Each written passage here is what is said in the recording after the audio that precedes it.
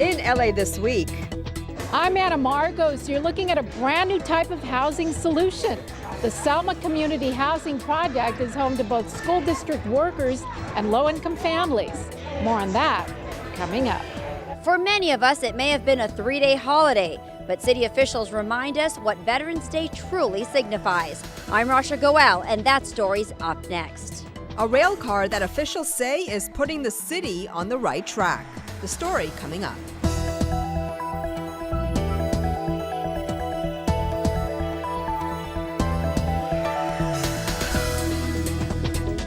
Hello and welcome to LA This Week. Thanks for joining us. I'm Yana Kay. Police bias and racial profiling have moved center stage across the country as many residents protest unfair police treatment in communities of color. Recent election results have only inflamed their emotions. Now the LAPD tries to tackle the problem with a special meeting. Anna Marcos reports.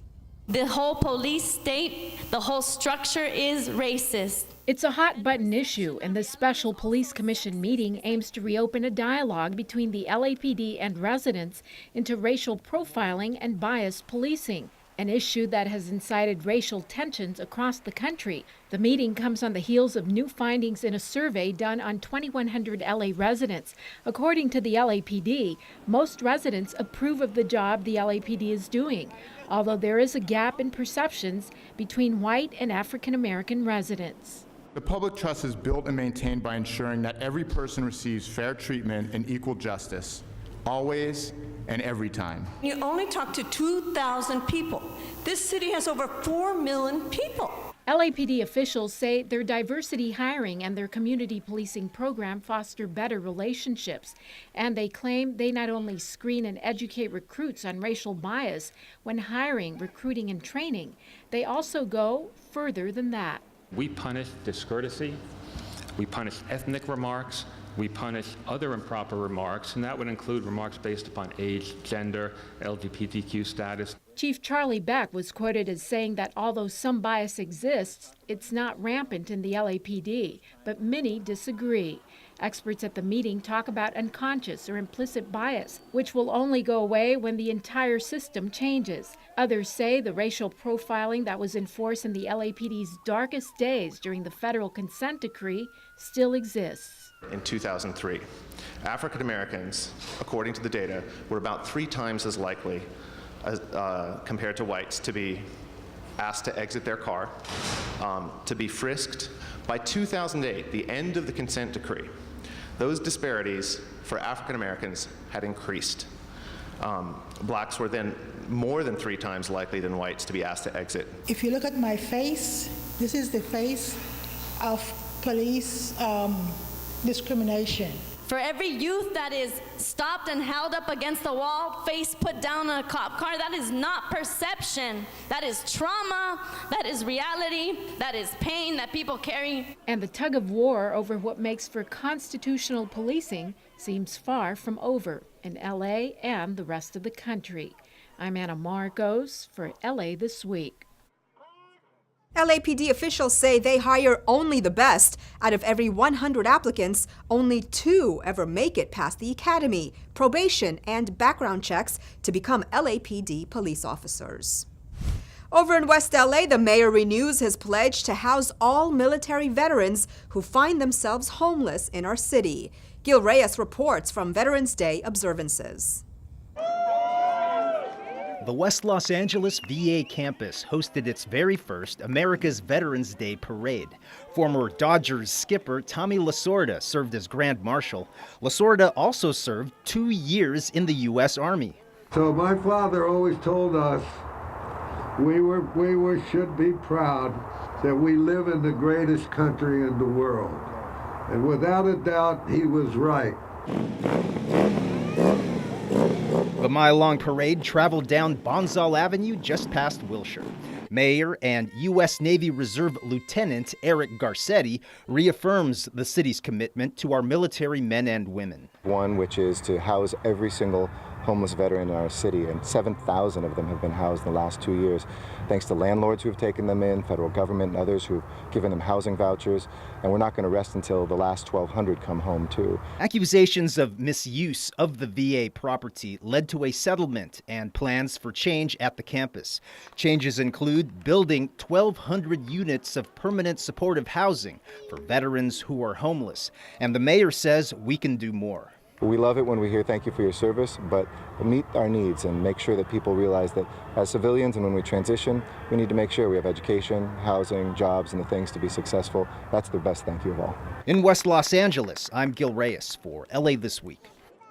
Well, hundreds of new housing units for disabled and traumatized veterans could open at the VA campus in the coming year.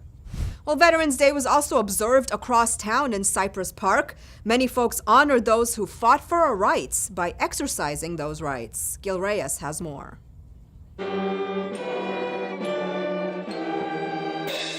Veterans Day observances in Cypress Park took place as thousands of LA high school students also hit the streets, protesting the election win of incoming President Donald Trump and his plans to deport undocumented immigrants. City Councilman Gil Cedillo reminds us that U.S. veterans fought for the freedom for students to rally.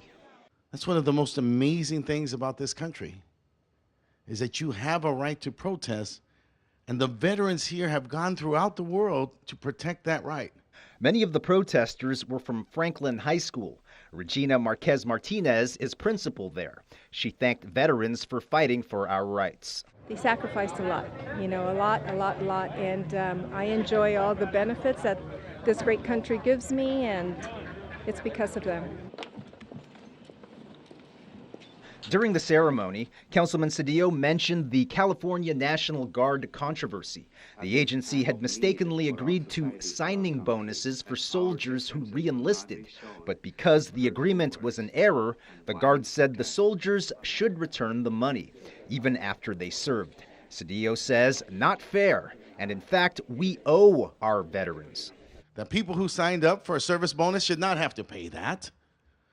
The people who went to defend our nation should be able to go to any school, any college, any university for free. That they should not be disqualified for defending our rights, but should be honored in a very real way. Cedillo's colleagues in the state legislature say they're focused on expanding housing and other services for California's 2 million veterans. In Cypress Park, I'm Gil Reyes for LA This Week. At City Hall, more honors for our veterans of World War II, Korea, Vietnam, Iraq, and Afghanistan. As Rasha Goel explains, this special recognition hit close to home for one city council member. This is the canteen that my dad wore when he was fighting in the Battle of Okinawa. And this canteen has a Japanese bullet hole through it. And that difference of 2 or 3 inches between hitting this canteen and hitting an artery in his hip is the difference between whether there's a Krikorian family or not. Councilman Paul Krikorian remembers his father, Rick Krikorian's bravery while honoring 15 other veterans at City Hall. The Veteran of the Year award was given out to these men and women for their service and sacrifice for our country. Each council member selected an honoree from their district. In service to his country, Leyva joined the infantry and set out to become a United States Army Ranger. I would like to honor Sergio Lombari, who serves in the United States Army Reserves. Sergio has been in the service of his country for 32 years. Colonel Flynn recently retired after an extraordinary 36-year military career. Whether actively serving or not, these veterans carry memories that have impacted their lives. The biggest memory I have is of the great people that I served with. And unfortunately, some of them never came back. And in some cases, either in heart and mind or physically. And so that's who I think of. I feel honored but humbled because I'm not receiving it just for myself. I'm receiving it for all the veterans that wear the uniform, past and present. This is the third year Councilman Paul Krikorian has recognized veterans at City Hall.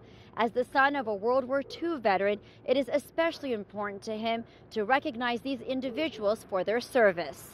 All of those who've served, both the living and the dead, have become our teachers. Through their sacrifice, they remind us of the extraordinary potential of ordinary Americans. While many of us may see Veterans Day as part of a holiday or 3-day weekend, the councilman says he hopes people will understand what this day truly stands for. In downtown Los Angeles, I'm Rasha Goel for LA This Week. Well, you probably voted for it, as did many other Angelenos, giving the green light for a tax increase that will expand public transportation in the city. Rasha Goel has the details. 70% of this county said we are sick and tired of traffic and we're going to do something about it. City officials are overjoyed as LA voters approved Measure M, a tax to fund an expansive traffic improvement project. 2/3 majority was required to pass the tax, which it did with flying colors. It means potholes filled and intersections repaired where we live. That will then queue up us being able to get to the lines that we're building and the freeways that we're improving. Measure M means paychecks for 465,000 people to have middle-class jobs, making things in America. Hopes are Measure M will improve traffic flow and expand the rail and rapid transit system, repair streets, and retrofit bridges for earthquake safety. In addition, it will help create a cycling infrastructure, bike share expansion, and more green space. This is the boldest, most comprehensive transportation investment initiative in North America. The Metropolitan Transportation Authority hopes the Measure M projects will eventually triple the number of regular transit riders in the county. The other thing about this measure, which we've only touched on, is the local return. The small cities are all going to see that local return coming to those cities. Measure M is expected to generate $860 million in 2017. A half-cent sales tax will be implemented beginning January 1st, 2017. I'm Rasha Goel for LA This Week. Measure M will be the 4th sales tax increase to support transportation in LA County. And part of those transportation upgrades include shorter wait times for Metro riders. A new rail car may just be the ticket to get commuters to their destinations faster while boosting prosperity for all of us. Ana Marcos explains as Metro leaders celebrate a milestone. Everyone is noticing it. The Metro trains on the Expo Line are coming in fast and furious. I didn't have to wait as long. As soon as I got off the bus, it was waiting for me. They keep coming back to back. That's because Expo Line train running times have been slashed from every 12 minutes to every 6 minutes. Thumbs up to that. Go Metro. And these striking yellow-painted rail cars are the reason. The city is celebrating the delivery of its 50th Kinkishario rail car, a smoother-running, quieter car that is helping Metro rev up its train running times. The city plans to order 235 of the rail cars. That is a big order, and when fulfilled, it will give us a fleet that will be the envy of the world. This is an amazing accomplishment. Never in the history of rail car contracts has a company gone from scratch to 50 cars in just over 4 years. And more good news. Kinkishario, the Japanese manufacturer, has contracted with LA County to assemble the cars right here. In fact, the factory built in Palmdale is now doing some of the manufacturing as well. It's an agreement that's turned into more than just rail cars for Los Angeles County. It's turned into middle-class prosperity. Hundreds of good-paying middle-class jobs that boost our economy and expand our manufacturing base right here. So far, the factory has produced close to 150 jobs, each paying an average of $21 an hour. These Kinkisharios have already brought more money to Angelenos' pockets and faster train times, and there are still almost 200 more Kinkisharios waiting to get built. I'm Ana Marcos for LA This Week. Those 6-minute running times on the Expo Line will be in effect on weekdays from 6 a.m. to 8 p.m. While turning now to what many consider a novel idea, take old surplus school parking lots and convert them into affordable housing. Ana Marcos shows us why the new Selma Community Housing Project just might start a new trend in affordable housing. Little Raya Islam is the first to greet us as the family welcomes us into its new home, sweet home. Raya, say hello. The Islams are celebrating the grand opening of the Selma Community Housing Project in Hollywood. The unique joint-use development was a former school parking lot, but the surplus lot has been converted into 66 affordable units, housing both low-income families and LAUSD school district workers. The people who dedicate themselves to serving our children deserve to have a good place to come home with their children and their families. It's an idea city and school officials want to repeat throughout the district. Our number one crisis facing the city of Los Angeles is the lack of affordable housing. And when you don't have enough affordable housing, people who teeter on the brink are going to end up homeless. And this is a compounding crisis. The Islams weren't in crisis yet, but they were barely making ends meet, even with 2 jobs. They could only afford a 1-bedroom apartment. I work in a Head Start program as a teacher, and my husband works for LAUSD cafeteria worker, but still it was hard for us to afford, even more if it's more than $2,000. The Islam family isn't alone. Housing advocates say over half of all Californians pay more in rent than they can afford. That's what really makes me motivated to do the work that we do, is through the outcomes that we see with the family. Once they come in from overcrowded situations or living in their car, to have an opportunity to have great quality affordable housing. But now the Islams live in a beautiful 3-bedroom for half the market price, with plenty of room for the kids to play and study. It's good, and it's good that I have my own room, and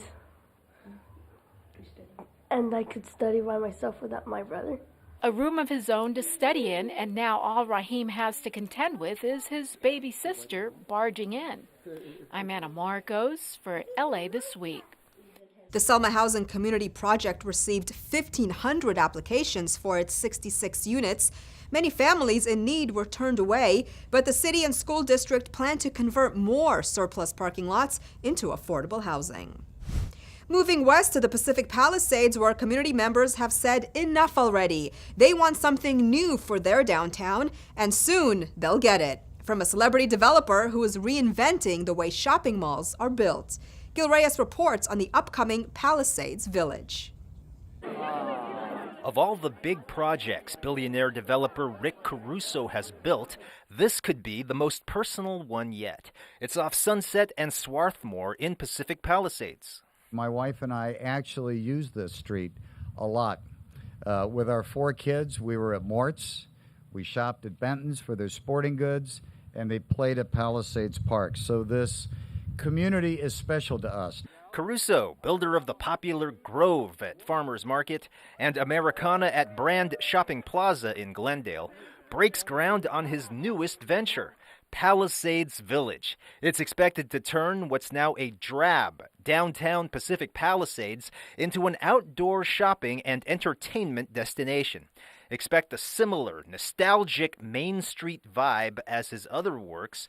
Palisades Village will also add a new park, several buildings, offices, a grocery store, an ice cream shop, 8 residential units, and the restoration of the Bay Theater. The movie house hasn't opened since 1978. This is a project in my district where the community, from 10 to 1, has been in favor of this project. Count Councilman Mike Bonin as a huge supporter, though not everyone is. Owners of 2 local shops are suing Caruso, saying construction is hurting their businesses. But Bonin and LA Mayor Eric Garcetti say the community is overwhelmingly for it. Rick Caruso should do a 101 class for every developer in the city of Los Angeles. He went and he met with people in their living rooms. He listened. He gave this community exactly what they wanted. We want to cut the red tape, not get in the way, but assist in making sure that our utilities are relocated, make sure the street is well maintained, the sidewalks are beautiful, and that this can be done as quickly as the developer can get it done so the community can get their ice cream, can get their movie theater, and get a great project here in the heart of Pacific Palisades. It's going to be a spectacular project, and it's built for the community, and it's all about celebrating family and friends, and I'm looking forward to the grand opening.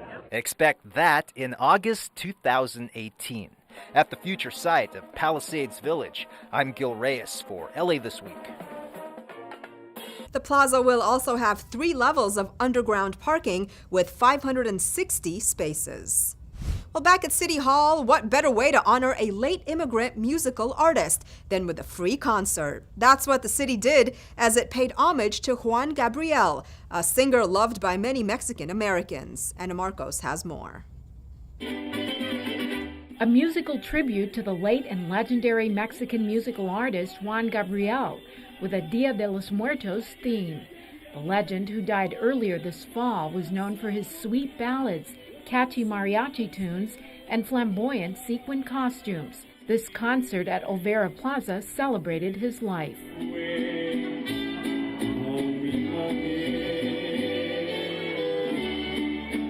One extraordinary artist, a man who would be our Liberace, Elvis Presley, Michael Bublé, and Frank Sinatra all rolled into one. Juan Gabriel wrote 18,000 songs and sold more than 100 million records throughout his 45-year career. He was known and loved by Spanish-speaking audiences around the world. He's the embodiment of the immigrant experience here in the United States. Those people who come to realize their dreams, who never quit, who never surrender, who come from humble beginnings.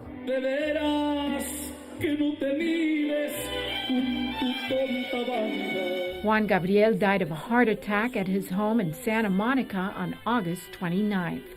He was 66 years old. I'm Ana Marcos for LA This Week. Cedillo says he hopes the Juan Gabriel tribute concert becomes a yearly event. While City Attorney Mike Feuer targets the owners of a popular motel chain over criminal activity, celebrating Native American Heritage Month in the city, and it's time to dust off your ice skates as winter comes to downtown LA. All these stories in Citybeat.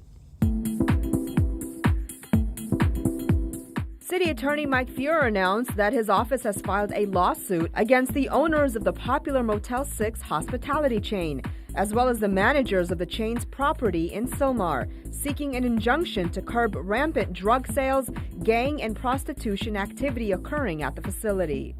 The lawsuit is part of a sustained and concentrated effort by Feuer and law enforcement to target properties that are magnets for gangs, guns, narcotics, and other criminal activity. I am committed to stopping what we allege is the rampant crime associated with this property, both for the safety of the Motel 6 guests who stay there and for the community in which this motel is located.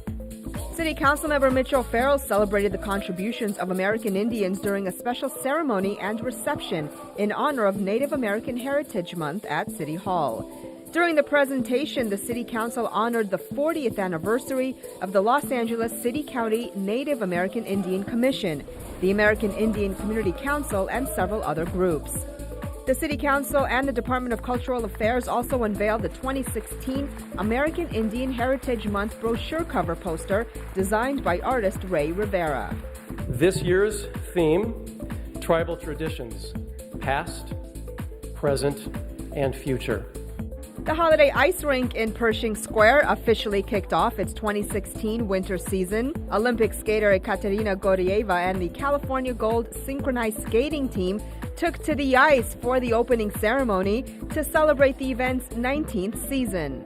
Presenting a magical winter wonderland in the heart of historic downtown Los Angeles, this season's unique roster offers free community and special events. The 7,200 square foot rink is made of real ice and will be open until January 16th for everyone to enjoy. You can come up with your family and feel it will definitely put you in the holiday spirit. Want to take a fresh look at the immigration experience? Well, the HERSTORY exhibit at the Downtown Library gives us a glimpse into the struggles of Chinese American female immigrants over the last 1.5 centuries. Ana Marcos has the story. They were a silent force that helped shape U.S. immigration history. These are the stories of Chinese American women who endured tragedies and discrimination, like the slavery in sweatshops in the San Francisco Chinatown of the 1800s. For some, there were hard-won triumphs. This became the first Chinese American woman to buy a mainstream U.S. newspaper in the year 2000, the San Francisco Examiner, no less. It's the story of Chinese American women and the struggle and accomplishments for inclusion, equal rights. The downtown LA Public Library is hosting the HERSTORY exhibit. HERSTORY, a new twist on the word history, was created and curated by Chinese American lawyer Dr. Chang Chen. Chinese American women in the assimilation into American citizen has faced with discrimination, unfairness, everywhere in the job market, in the personal life, and everywhere. So they were forced to become a hero. Visitors will get a look back into the last 165 years of Chinese immigration, and there are lots of firsts. The first Chinese female immigrants to land here, who were often kept as slaves or jailed and believed to be prostitutes. The first pioneers. The first Chinese American females to become judges and legislators. The first little girl to sue segregated schools back in 1885, before segregation was even a buzzword. She was 8 years old when her mother tried to put her to school, public school. But the principal greeted her in the door and go, "You cannot come in." Ever wonder where we got the law that all immigrants born here are U.S. citizens? A Chinese American born here in the 1800s made history with a lawsuit and won after he went back to China to visit and was denied re-entry to the U.S. The case went all the way up to the Supreme Court, and finally the legal doctrine is established. It's everyone born in the U.S. is a U.S. citizen, so we all owe it to him. It's an exhibit that provides a powerful view into the immigration experience. HERSTORY will be on exhibit at the Central Downtown Library for the next few months. I'm Anna Marcos for LA This Week. The exhibit will be on display until February 26. Well, don't just eat turkey, dress up like one during this year's Turkey Trot. Check out the coolest cars on the market at the LA Auto Show and celebrate the culture and art of a local neighborhood. All this in this week's Things to Do. The Turkey Trot returns to downtown Los Angeles on Thanksgiving morning. Downtown, get ready. The annual Turkey Trot offers a scenic 5K and 10K route on the historic streets of Los Angeles. There will be plenty of races, games, and activities perfect for the entire family. You can really get into character and dress up like a turkey for the costume contest or just enjoy the potato sack race. A kids zone will have them busy with face painting and arts and crafts. The race benefits the Midnight Mission. It all takes place Thursday, November 24th along Temple Street. For more, visit turkeytrot.la. Car geeks rejoice. The LA Auto Show has roared into town. It's one of the largest auto shows in the world, and it always kicks off the auto show season. Call it an automotive fantasy, as car lovers get a peek at the luxe, the futuristic, and the high-tech at the annual LA Auto Show and Car Expo. Dozens of vehicles are making their debut here, so there'll be something for everyone. The show runs until November 27th at the LA Convention Center. For more, visit LAAutoShow.com. In the heart of Leimert Park thrives a group of community business members with a passion to develop an event rooted in the foundations of culture, art, music, and community. So on the last Sunday of the month, Leimert Park Village invites the public over to enjoy a day filled with art exhibits, music, fashion, food, drumming, and other creative endeavors for the whole family. Plenty of DJs spinning, rhymes, rapping, and poets of the spoken word combined with traditional artists and the legendary drum circle. Don't miss the fun on Sunday, November 27th at Leimert Park Village. And that's a look at some things to do. Well, that's going to do it for this edition. I'm Yana Kane from all of us here at LA This Week. Thanks for joining us. A reminder that you can catch us online at lacityview.org. You can also follow and like us on Facebook. We'll see you back here next week for more of LA This Week.